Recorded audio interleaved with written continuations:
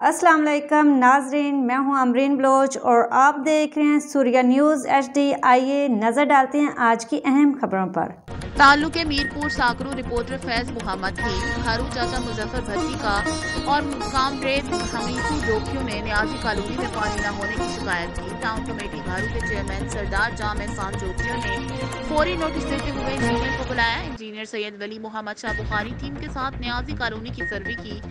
Chairman सरदार जाम एहसान जोखियों ने कहा कि मैं अवाम का नुमाइंदा हूँ और इंशाल्लाह हर वक्त अवाम के साथ हूँ। पानी की लाइन का काम इंशाल्लाह जल्द शुरू किया जाएगा।